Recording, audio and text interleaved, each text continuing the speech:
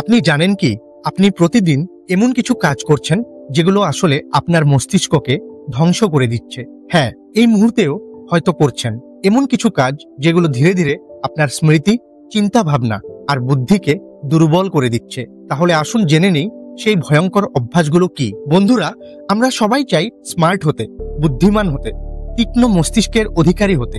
কারণ জীবনের প্রতিটি সিদ্ধান্ত, প্রতিটি সমস্যা সমাধান, এমনকি আমাদের কাজকর্মে সফলতা অনেকাংশে নির্ভর করে আমাদের মস্তিষ্কের উপর।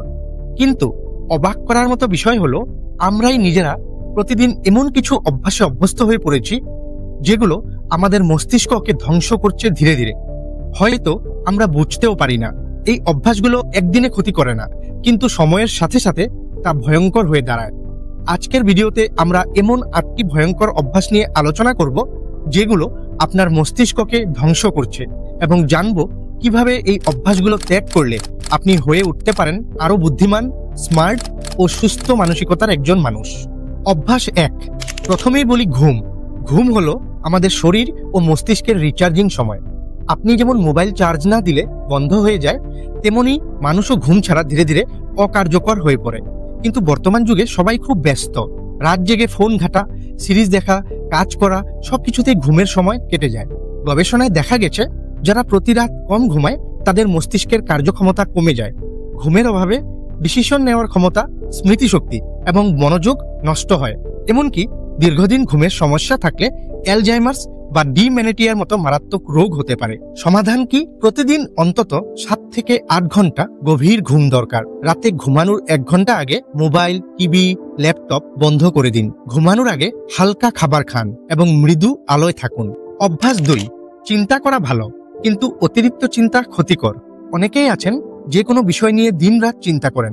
ভবিষ্যতের ভয়, সম্পর্কের সমস্যা, কাজের চাপ, এসব কিছু মিলে মানসিকভাবে খুব স্ট্রেসে থাকেন। এই চাপের ফলে আমাদের শরীরে কর্টিসল নামক এক হরমোন তৈরি হয়, যা ব্রেইনের হিপোক্যাম্পাসে আঘাত করে। দীর্ঘদিন এই হরমোন বেশি মাত্রায় তৈরি হলে স্মৃতিশক্তি দুর্বল হয়ে যায়, বুদ্ধি কমে যায় এবং হতাশা তৈরি হয়। সমাধান কি? প্রতিদিন 10 মিনিট করে মেডিটেশন বা ধ্যান করুন। হাঁটার অভ্যাস করুন। বন্ধুদের সাথে সময় কাটান। ছোট ছোট কাজের জন্য নিজেকে প্রশংসা করুন। অভ্যাস 3। আপনি জানেন কি, আমাদের মস্তিষ্কের প্রায় 80% অংশ জল দিয়ে তৈরি। শরীরে জল কমে গেলে শুধু মুখ শুকায় না, ব্রেইনও সঠিকভাবে কাজ করতে পারে না। পর্যাপ্ত জল না খেলে ব্রেইনের কোষগুলো ঠিকমতো সংকেত পাঠাতে পারে না।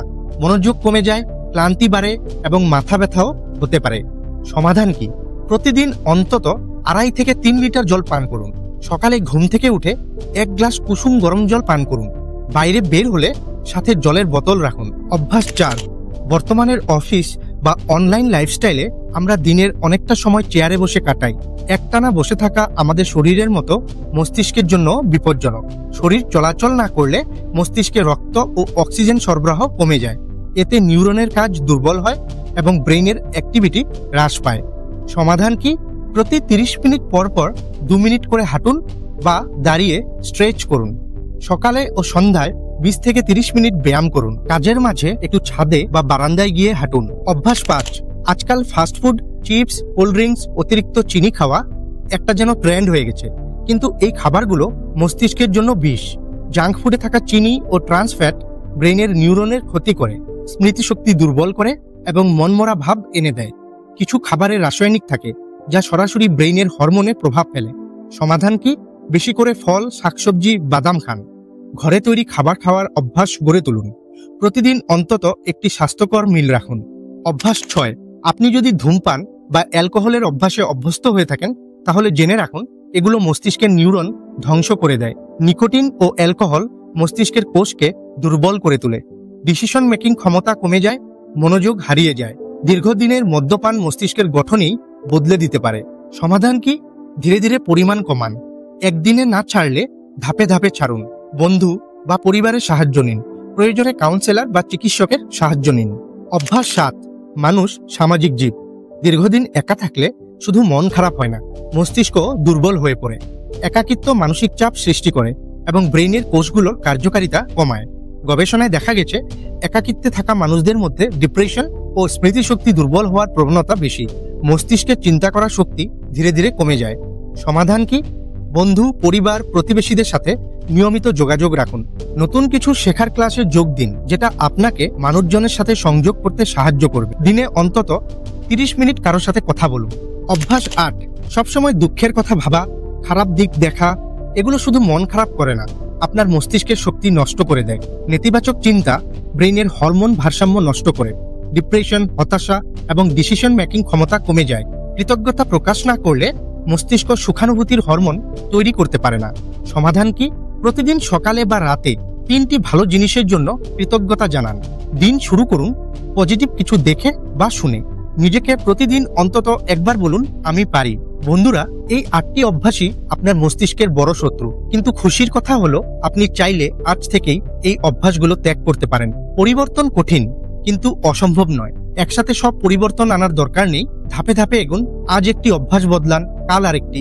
সময়ের সাথে সাথে আপনি নিজেই টের পাবেন আপনার মন, মস্তিষ্ক, জীবন সবই বদলে যাচ্ছে।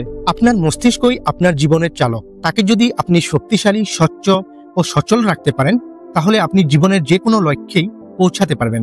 মস্তিষ্ককে ভালোবাসুন, যত্ন নিন এবং ভালো অভ্যাস গড়ে তুলুন। ভিডিওটি ভালো লাগলে লাইক করুন, শেয়ার করুন। আর হ্যাঁ বন্ধুরা, বন্ধ ফাইল চ্যানেলটি সাবস্ক্রাইব করতে ভুলবেন না। নতুন এক গুরুত্বপূর্ণ ভিডিওর সাথে আবার দেখা হচ্ছে। ভালো থাকুন, সুস্থ থাকুন। ধন্যবাদ।